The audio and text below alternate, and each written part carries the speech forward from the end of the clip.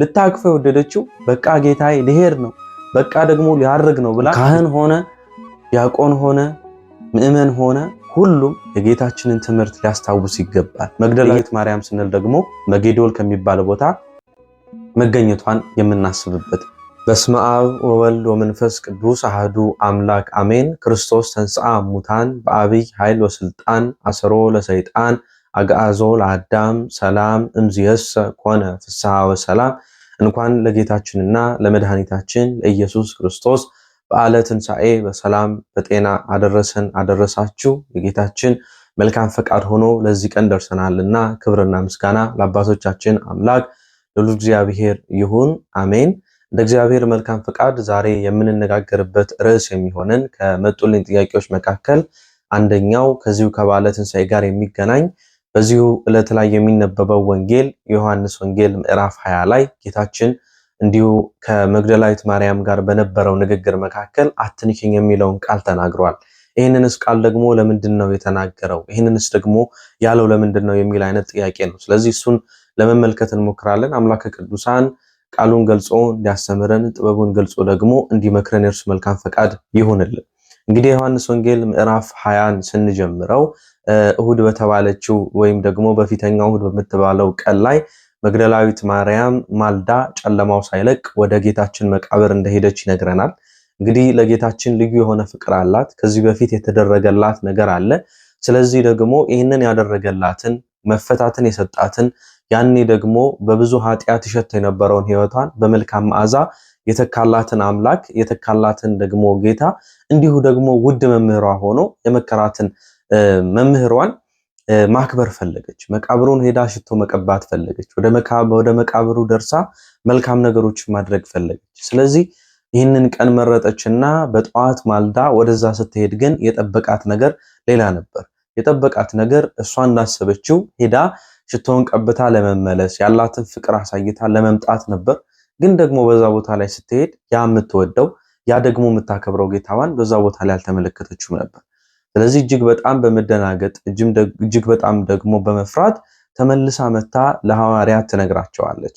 ለሐዋርያት ወይም ደግሞ ሊቀ ሐዋርያት ለሆነው ለቅዱስ ጴጥሮስ እንዲሁም ደግሞ ጌታ የሚወደው ተብሎ የተጠቀሰው ፍቁረ እግዚእ የሆነው ቅዱስ ዮሐንስ ወይም ደግሞ ሐዋርያው ዮሐንስ ይህንን ነገር ሊመለከቱ ይህንን ነገር ሊያረጋግጡ ሁለቱም ተከትለው ወደዚያ እንደሄዱ በዛም ቦታ ላይ ደግሞ ለመሄድ ሲሄዱ ዮሐንስ ከመካከላቸው ቀድሞ ሄዶ ነበረ። ደግሞ ጴጥሮስ ይከተል ነበረ።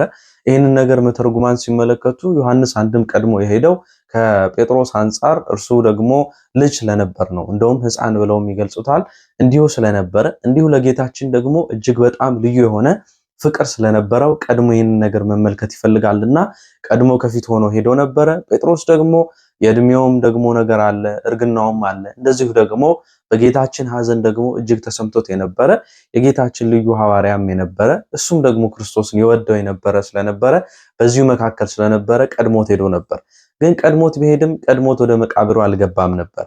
አንድ ልዩ የሆነውን ምስጢር መጽሐፍ ቅዱሳችን ሊያስረዳን እንዲሁ የቤተክርስቲያናችንን ስርዓት ደግሞ ሊዘረጋልን እዚህ ጋር ዮሐንስ ከዛ ከደረሰ በኋላ ቆሞ ነበር። ቅዱስ ጴጥሮስ እስከሚገባ ቀድሞት እስከሚገባ ወይም መቃብሩን እስከሚመለከት ቆሞ ነበር።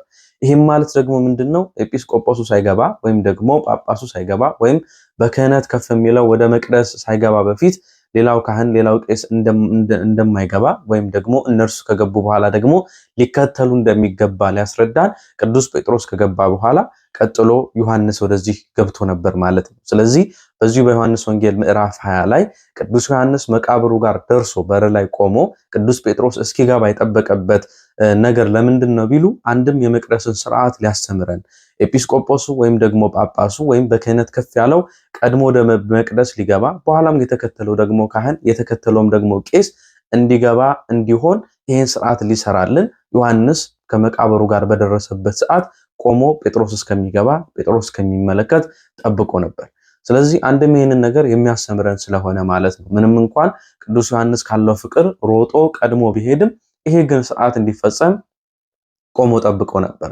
አሁንም ግን በዛ በሚሄዱበት ሰዓት የተመለከቱት ነገር ልክ መግደላዊት ማርያም እንደተናገረችው እንዳየችው ጌታቸው በዛ የለም። ያ የሚወዱት ልዩ የሆነው አምላካቸው ያ የሚወዱት ልዩ የሆነው ደግሞ መምህራቸው በመቃብር ቦታ ላይ የለም። በመቃብር ቦታ ላይ የለም። አሁን እነሱ እያሰቡት የነበሩት ትላንት የነገራቸው በስልጣኑ በ3 ቀን ውስጥ ሰርቶ የሚጨርሰው በስልጣኑ በ3 ቀን ውስጥ የሚያስነሳው ያ ቤተ መቅደስ ያ ደግሞ ክርስቶስ ተነስቷል የሚለው ሐሳብ ሳይሆን አይሁድ ድጋሚ ወስደውት ይሆንን? ድጋሚ ደግሞ ወደ ራሳቸው ነገር ወደ ራሳቸው መቃብር አውርደውት ይሆንን የሚል ሐሳብ ነበር ሁሉም ላይ ሲነሳ የነበረው። ስለዚህ ጌታዋን በጣም እጅግ የምትወደው የምታከብረው ሽቶውንም ደግሞ ልትቀባው የምትፈልገው ያቺ መግደላዊት ማርያም ከዛው ቀርታ ቁጭ ብላ ማልቀስ ጀመረች። የት ይሆን ማገኘ መምህሬን ጌታዬን ወዴት ወስደውት ይሆን የሚል ሐሳብ ወደ ውስጥ ይመጣ ጀመር፣ ወደ ውስጥ ይመላለስ ጀመር። ስለዚህ በዛው ቁጭ ብላ በምታለቅስበት ጊዜ 2 መላእክት በራስጌና በግርጌ ሆነው ይታዩዋታል፣ ወይም ደግሞ እርሱን ትመለከታለች። አንቺ ሴት ስለምን ታለቅሻለሽ? ምን ሆነሽስ ደግሞ ታነቢያለሽ? ይሏታል። እርሷ ደግሞ ጌታዬን ወስደውታል፣ መምህሬን ወስደውታል፣ ያንን የምትወደውን ሕይወቷን የቀየረላትን ያስተማራትን የመከራትን አባቷን እንደወሰዱባት ትነግራቸዋለች። ስለዚህ እርሱን ወስደውታል፣ እርሱ ደግሞ አሳዝኖኛል፣ እርሱን ደግሞ መውሰዳቸው እጅግ አስከፍቶኛል፣ ለዛ ነው ማለቅሰው እያለች ማውራቱን ወይም ደግሞ መናገሩን ቀጠለች። ነገር ግን ዞር ስትል ሌላ ደግሞ ሰው ወይም ደግሞ ሌላ መልአክ ልክ እንደ መላእክቶቹን ቆማ እንደተመለከተችው ሌላ ደግሞ ከጀርባ የምትመለከተውን ነገር አገኘች። ይህንን ሊቃውንት ምን ይላሉ?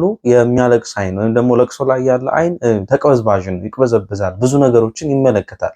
ስለዚህ አንድም ስለሚቅበዘበዝ ከኋላ ያለውን ልትመለከት ትችላለች፣ አንድም ደግሞ መላእክቱ ዝቅ ብለው ሲሰግዱ ተመልክታለች። ምክንያቱም አምላካቸው ጌታቸው ከፊት ተመልክተውት ስለነበረ መላእክቱ ዝቅ ብለው እጅ ሲነሱም ደግሞ ተመልክታለች። ለዚህም ደግሞ መግደላዊት ማርያም ዞር ብላ ልትመለከት ትችላለች። ነገር ግን አሁንም ደግሞ ዞር ብላ ብትመለከትም ያን የምትፈልገውን ሽቶ ልትቀባው የወደደችውን ጌታዋን እንዳገኘች አልተሰማትም። እንዲሁ ግን የአትክልት ጠባቂ ወይም ደግሞ በዛ ቦታ ላይ ያሉ ተክሎችን የሚንከባከብ አንድ ሰው አድርጋ አስባ ነበር። ስለዚህ እሱንም ልትጠይቀው ወደደች። እሱ ቀድሞ ስለምን ታለቅሻለሽ? ምንስ ደግሞ ትፈልጊያለሽ ብሎ ጠየቃት። ድጋሚም ያንን የምትወደውን ጌታዋን ያንን የምትወደውን መምህሯን ከዚህ እንዳጣችው ወዴትስ ደግሞ እንዳኖሩት እንዲነግራት እንደውም እርሱን ወስዶት ከሆነ ወዴትስ ደግሞ እንዳኖረው እንዲነግራት እርሱን ጌታችን መድኃኒታችን ኢየሱስ ክርስቶስን ዳግም ጠየቀችው። አሁን እዚህ ድረስ ስንመለከት ሐዋርያቱም ሲመጡ መግደላዊት ማርያምም ትላንት ያስተማራቸው የመከራቸው በሶስተኛውም ቀን እንደሚነሳ የነገራቸውን ነገር አላሰቡም ነበር፣ አላስተዋሉም ነበር። ስለዚህ አሁንም ጥያቄያቸው ይቀጥላል። ወዴት ሄዷል የሚለውን ማወቅ ይፈልጋሉ። ከፊቷም የቆመው ደግሞ ጌታ እንደሆነ እያሰበች አልነበረም። ስለዚህ ብዙዎቻችን በህይወታችን ውስጥ ጌታችን መድኃኒታችን ኢየሱስ ክርስቶስ በተለያዩ መገለጦች ተገልጦልን ነገሮቻችንን ሲያስተካክልልን ነገሮቻችንን ሲያደርግልን እኛ ግን የማንረዳ ብዙዎች አለን። እኛ ግን የማናስብ ብዙዎች አለን። ነገሩ እየተካሄደ ግን እግዚአብሔር እንዳልሰራ፣ ነገሩ እየሆነ ግን ደግሞ እግዚአብሔር እንዳላደረገው አድርገን የምናስብ ብዙዎች አለን። ልክ እንደዚሁ ይህቺ ሴት ያንን ሐሳቧን ስታቀርብ ያንን ነገሯን ደግሞ ስታደርግ እንዳልሆነ ይሰማት ነበረ። እርሱ ኢየሱስ ክርስቶስ ቆሞ የሚያወራት እርሱ እንዳልሆነ ያንን ያስተማረውን ነገር እንደዘነጋች በውስጧም ደግሞ እንደሌለ ጌታችንም እየተመለከተ ነበር። ስለዚህ ግን ቆየት ብሎ ማርያም ሲላት እርሷም ደግሞ ከፊቷ የቆመው ከፊቷ ደግሞ ሆኖ ያነጋገራት ያለው ያ የምትፈልገው ሽቶን ልትቀባው በመልካም መዓዛ ደግሞ ልታውደው የፈለገችውን ጌታችንን መድኃኒታችን ኢየሱስ ክርስቶስ እንደሆነ አወቀችና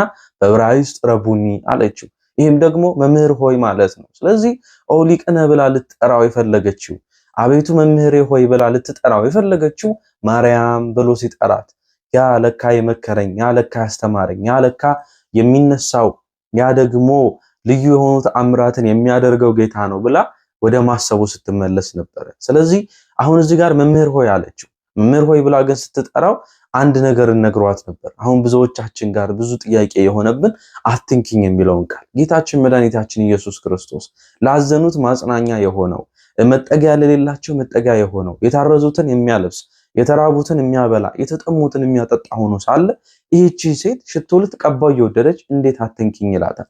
ስለዚህ ጌታችን የተናገረው ነገር ልክ አይደለም የሚሉ ብዙዎች አሉ። ግን አትንኪኝ ማለቱ በዋናነት ለሶስት ትላልቅ ነገሮች ነው። ለሶስት ትላልቅ ነገሮች አትንኪኝ ብሏታል። የመጀመሪያው ነገር ማርያም መግደላዊት አንድ ደግሞ የረሳችው የዘነጋችው ነገር ነበር። አንድ የረሳችው የዘነጋችው ነገር አለ። እርሱ ምንድነው? ያስተማራትን ትምህርት የመከራቸውን ምክር ረስተው ነበር። በሶስተኛው ቀን እንደሚነሳ ዘንግተው ነበር።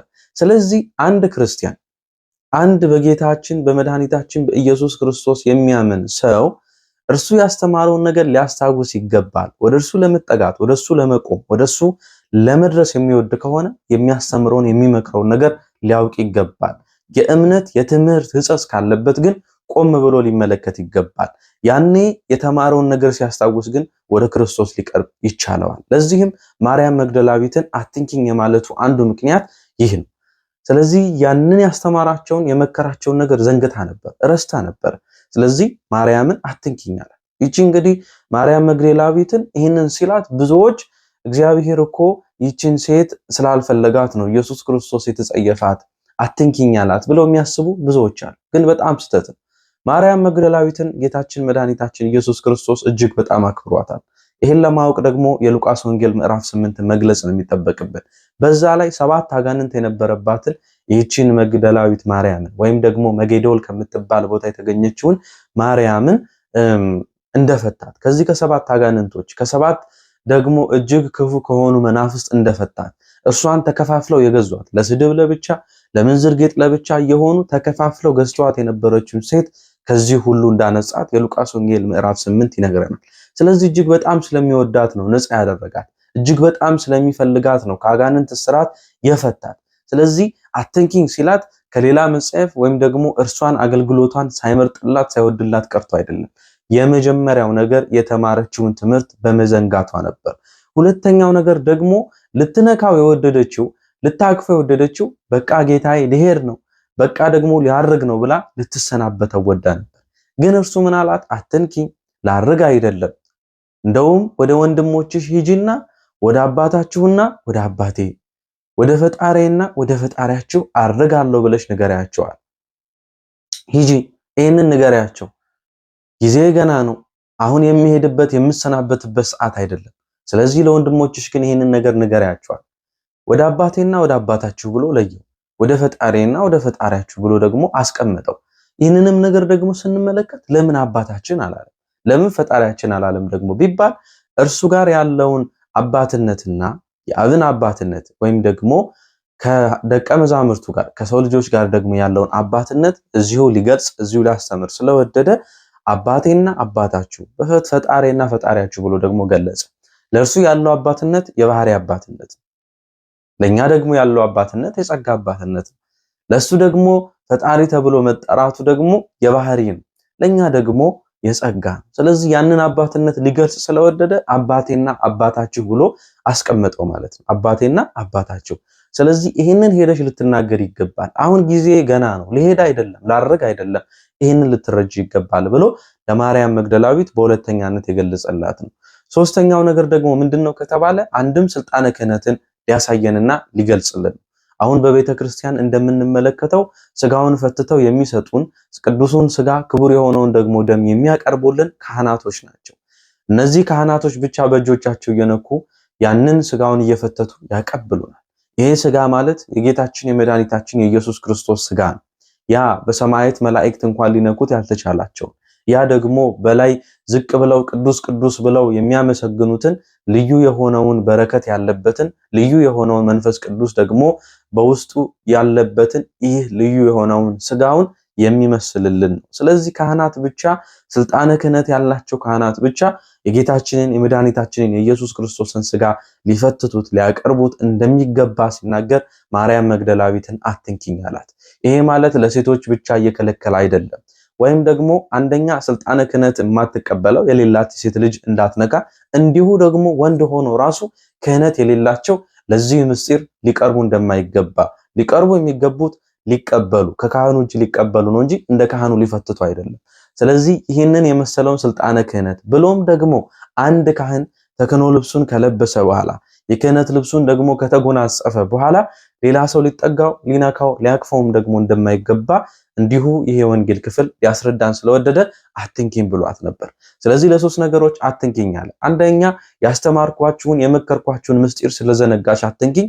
ሁለተኛ ደግሞ ወደ አባቴ ላርግ ወደ አባቴ ልሄድ ስላልሆነ አትንኪኝ፣ ወይም ደግሞ የመሰናበቻ መተቃቀፍን አትቀፊኝ። ሶስተኛ ነገር ደግሞ ክብር ያለውን ስልጣነ ክህነትን ሊገልጽላት ወዶ እንኪን ብሏት ነበር። ስለዚህ እሷም ደግሞ ቀጥታ ወደ እነዚህ ወደ ሐዋርያት ዘንድ ሄዳ የተባለችውን ነገር ልትናገር ወደደች። የተማረችውን ነገር ደግሞ አስቀመጠች። ይህንን ግን ካልን ዘንዳ ብዙዎች ደግሞ አንድ ትርፍ የሚነሳብን ጥያቄ አለ። የሉቃስ ወንጌልን ስናነብ፣ የማርቆስ ወንጌልን ስናነብ፣ የማቴዎስ ወንጌልን ስናነብ ደግሞ ለየት ያለ ነገር እናገኛለን። ልክ እንደ ማርያም መግደላዊት እሷ ስትመጣ በራስጌና በግርጌ የተቀመጡ መላእክቶችን ተመለከተች። ደግሞ ሉቃስ የሚለው ሌላ ነው። ማርቆስ የሚለው ደግሞ በአፍአ ተመለከቱ ነው። ማቴዎስ ደግሞ የሚለው በውስጥ ተመለከቱ ነው። ይህ ነገሮች ሁሉ አይጋጩም ወይ ብለው የሚጠይቁ አሉ። ሁሌ የወንጌልን ትርጓሜ ሊቃውንት አባቶቻችን በሚፈቱበት መተርጉማን በሚናገሩበት ሰዓት እርቅ የሚባል ነገር አላቸው። እርቅ ማለት ምንድነው? መጽሐፍ ቅዱስ እርስ በርስ የሚጋጭ ነገር ስላልሆነ እርስ በርስ ደግሞ ታሪኩ የሚፋለስ እንዳልሆነ የሚያሳዩበት ቦታ ናት። ወይም ደግሞ እርስ በርስ ያለው ነገር ስለምን ማቴዎስ በዚህ ገለጸው፣ ሉቃስ በዚህ ለምን ገለጸው፣ ማርቆስ በዚህ ደግሞ መልኩ አስቀመጠው፣ ማቴዎስስ ደግሞ በዚህ መልኩ ለምን ተናገረው፣ ዮሐንስስ እንዴት መሰከረው የሚለውን ነገር ለማሳየት እርቅ የሚሏት ነገር አለ። ስለዚህ አሁን እዚህ ጋር ላይ የተለያየ የሚመስል ነገር እንመልከት እንጂ የተለያየ ነገር አይደለም። የተለያየ የሚመስል ነገር እንመልከት እንጂ የተለያየ ነገር አይደለም። ወደዚህ ወደ ጌታቸው እነዚህ ሴቶች ጌታቸውን ለመመልከት በተለያየ ሰዓት ወደዚህ ቦታ ላይ አቀንተው ነበረ። ወደዚህ ቦታ ላይ መሄድን ፈልገው ነበር። ስለዚህ እንደ አመጣጣቸው የተለያየ ነገርን ተመልክተዋል። አንድም ደግሞ መላእክት ኖረው እነርሱ መምጣታቸው ደግሞ ሄዶ መናገርን መልእክት ማድረስንም የሚያሳይ ስለሆነ ነው። ስለዚህ ማቴዎስ ለዮሐንስ፣ ማርቆስ ለሉቃስ የሚፋለስ ነገር ኖሮት አይደለም። የሄዱበት ሰዓት የተለያየም ስለነበረ አንድም ደግሞ መልእክታቸውን የሚያደርሱ እንደሆኑ ከፊት መልእክተኛ እንደተመለከቱ እነሱ ደግሞ እንደ መልእክተኛም እንደሆኑ የሚያሳይ ነው። ማርያም መግደላዊትም ደግሞ ልክ እንደዚሁ ስትመጣ በራስጌና በግርጌ የሆነውን ተመለከተች። ስለዚህ አሁን ይህንን ስንል ጌታችን ሴቶችን ከአገልግሎት አውጥቶ አይደለም፣ እንደውም እጅግ በጣም አክብሮ። ለምን ከተባለ ከነዛ ሐዋርያት ጌታችንን የሚወደው ከተባለው ሐዋርያው ከዮሐንስ ከሁሉ ደግሞ ቀድማ ማርያም መግደላዊት ነበረች ለነዚህ ሐዋርያት ስለ ጌታችን የመሰከረችው። እንዲሁ ደግሞ ሄደሽ አባታችሁና አባቴ ወደ ፈጣሪያችሁና ወደ ፈጣሪ አርጋለሁ ብለሽ ንገር የተባለችው ማርያም መግደላዊት ነበረች። እንደውም እጅግ በጣም አከበራት። ለዚህ ተልእኮ የመረጣት ሆነች። ለዚህ ተልእኮ ያስቀመጣት ሆነች። ስለዚህ ጌታችን እንደውም አክብሯታል። ምስጢሩን ቀድመው ሊመለከቱት ከሚችሉት ምስጢሩን ቀድመው ደግሞ ያውቁታል ከተባሉት ይበልጥ ቀድማ አወቀች። ስለዚህ እንደዚህ አይነቱን ያለውን ጥበብን እንኳን ልታውቅ ችላለች። እንደውም አከበራት። እንደውም የሴት ልጆችን ክብር በዚህ ልክ ነው ገለጸ።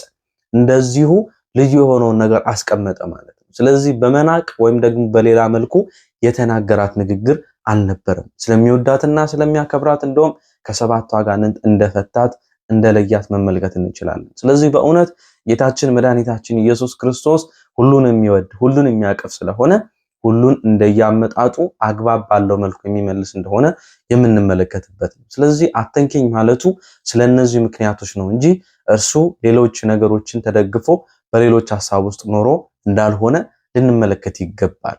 በእውነት አምላካችንን የምንፈልግ ወደ እርሱ መጠጋት የምንፈልግ ከሆነ ያስተማረንን የመከረንን ልንጠብቅ ይገባል። በኃጢአት አትውደቁ፣ በዝሙት አትጥፉ፣ በስርቆቱ ውስጥ አትኑሩ እያለ እየመከረን በዛ ውስጥ እየኖርን አምላክ የራቀኝ ብንል ያ መልሱ የሚሆነው ከራሳችን ልናገኘው የምንችለው ከእርሱ ስለራቀን እርሱ አተንካኝ እያለኝ ነው ብለን ራሳችንን ልንገስጽ ይገባል። እንዲሁ ደግሞ የሚነገረንን ልናውቅ ካህናት አባቶቻችንን ልናከብር በእውነት መላእክት የሚንቀጠቀጡለትን በረዓድና በመመንቀጥቀጥ ዝቅ ብሎ በመስገድ የሚመለከቱትን ያንን ጌታችን መድኃኒታችን ኢየሱስ ክርስቶስን እነዚህ ካህናት በእጆቻቸው ስጋውን እየፈተቱ የሚያቀርቡልን ደሙን ደግሞ እንደዚሁ የሚሰጡን የሚያቀብሉንን አባቶቻችንን ካህናት ልናከብር በመንፈስ ቅዱስ የተቃኙ በመንፈስ ቅዱስ የከበሩ መሆኑን ልንመለከት እንደሚገባ ሲያሳየን፣ ስለዚህ ካህን ሆነ ዲያቆን ሆነ ምእመን ሆነ ሁሉም የጌታችንን ትምህርት ሊያስታውስ ይገባል። የጌታችንን ትምህርት ሊያፋልስ አይገባም። የሚያፋልስ ከሆነ መፋለሱ የሚያመጣበት መከራ፣ መፋለሱ የሚያመጣበት ስህተት ከጌታችንም የሚያርቀው ነው፣ ምእመንንም ደግሞ የሚያስት ነው። ስለዚህ እነዚህን የመሰሉ ልዩ ቃላቶችን ሊያስተምር ስለወደደ በዮሐንስ ወንጌል ምዕራፍ 20 ላይ ተቀመጠልን ይህ አትንኪኝ የሚለው ቃል ይህንን የሚመሰክር ነው። በእውነት ጌታችንን መድኃኒታችንን ኢየሱስ ክርስቶስን አይሁድ ሊጠብቁት ሊዘጉት ወደው ያንን ሊንከባለል የማይችል የመሰላቸውን ድንጋይ በመዝጊያው ላይ አቁመው ነበረ። ብዙ ወታደሮችን እንዲጠብቁ አድርገው ነበር። ግን ይሄ ሁሉ አምላካችንን ሊገድበው ሊይዘው አልቻለም። ሁሉ ተንሸራቶ ሁሉ ጠፋ። ትላንት በሄሮድስ ዘመን ሊገሉት ሊያሳድዱት የነበረው ሕፃን ዛሬ ደግሞ በዚህ እድገቱ ላይ በዚህ ደግሞ ወንጌል ልምላሜው ላይ በዚህ ደግሞ አንደበተ ርቱዕነቱ ልዩ ልዩ ቃላቶችን በመናገር በማስተማር አሳደው ይዘው ሊገሉት ቢወዱም ዳግም ግን ትንሣኤን ሊያደርግ እንደሚችል እንደሆነ በጲላጦስ ዘመንም ደግሞ እንዲሁ ተመለከተን። ስለዚህ በእውነት ይህ ምስጢር ድንቅ ነው። ይህ አምላክ ክፋትን የማያውቅ ጥበብን ግን የሚያስተምር ዕውቀትን የሚገልጽ አዋቂነትን የሚያሰፋ አምላክ ነው እንጂ ሌሎች ነገሮችን የሚያደርግ እንዳልሆነ የምንረዳበት የምናውቅበት ነውና በእውነት ጌታችን ስለዚህ ሲል ይህንን ነገር ተናግሯል። እንደ ማርያም መግደላዊት ደግሞ ይህን ተረድተን ሁላችን ልንቀመጥ ልናስብ ይገባል። እንደርሷ ደግሞ ያንን የተማርነውን ነገር ልናስታውስ ይገባል። ያንን ስናስታውስ አምላካችንን መድኃኒታችንን ልዑል እግዚአብሔርን መምህራችን አባታችን ብለን የምንጠራበትን አቅም እናገኛለን። ኢየሱስ ክርስቶስ እንደሆነ ስታውቅ ረቡኒ መምህር ሆይ አለች። ስለዚህ ምስጢር ሲገለጽ መምህር ብለን የምንጠራውን ምስጢር ሲገለጽ አባቴ ብለን የምንጠራውን እንድናውቅ ይሆናልና ዘውትር ወደ አምላካችን ልንበረታ ይገባል። ምናልባት በስሟ ላይ መግደላዊት ማርያም መባሉ መግደላዊት ስሟ ሳይሆን የተገኘችበትን ቦታ ነው። የአርማትያሱ ዮሴፍ ሲባል የመጣበት አርማትያስ ከሚባል ቦታ ስለሆነ ዮሴፍ ያመገኛው ቦታው የሚገለጽበት ነው። መግደላዊት ማርያም ስንል ደግሞ መጌዶል ከሚባል ቦታ መገኘቷን የምናስብበት። ስለዚህ አንድም በመጽሐፍ ቅዱስ ላይ ከየት እንደተገኙ ለማሳየት ከየት እንደሆኑ ለመናገር እንዲሁ ደግሞ ካደረጉት ታሪክ ጋር ለማገናኘት እንደዚህ አይነት ቃላቶች ይቀመጣሉ። ባለሽቷ ማርያም ስንል ሽቶ ያደረገችው ያቺ ማርያም ስለሆነች፣ መግደላዊት ማርያም ስንል ደግሞ ከመጌዶል የተገኘችው ማርያም እንደሆነች እንዲሁ ጥቆማ ሊያደርግልን መጽሐፍ ቅዱስ ከፊት እንዲህ አይነት ቅጥያዎችን ልንመለከት እንችላለን። ስለዚህ በዚህ መልኩ ልንረዳው ይገባል። በእውነት አምላካችን ትልቅ ጥበብን የገለጸበት ነገር መሆኑን ልናውቅና ልንረዳ ይገባል። ይህንን ሐሳብ ወይም ደግሞ አትንኪኝ የሚለውን ቃል በዚህ መልኩ ልንረዳው ልናስተውል ይገባል ማለት ነው። ይሄኛው መልእክት ደግሞ ለሁሉ እንዲደርስ ሼር በማድረግ እንዲሁ ላይክ በማድረግ እንደዚሁም ሰብስክራይብ አድርጎ ቤተሰብ በመሆን መጽሐፍ ቅዱሳዊ የሆኑ ነገሮችን የምንነጋገርበት ወጣትነታችንን ደግሞ በመንፈስ ቅዱስ በመንፈሳዊ ነገር የምንቃኝበት በሁለት ወገን የተሳለን ሰይፎች መሆን እንዴት ነው የምንችለው የሚለውን ነገሮች ሁሉ የምንማማርበት ቤት ነውና በእውነት ቤተሰብ በመሆን ከዚህ ነገር እንድትጋሩ በእግዚአብሔር ስም እንጠይቃለን። ያስተማረን የመከረን የአባቶቻችን አምላክ የተመሰገነ ይሁን። ይቆየን።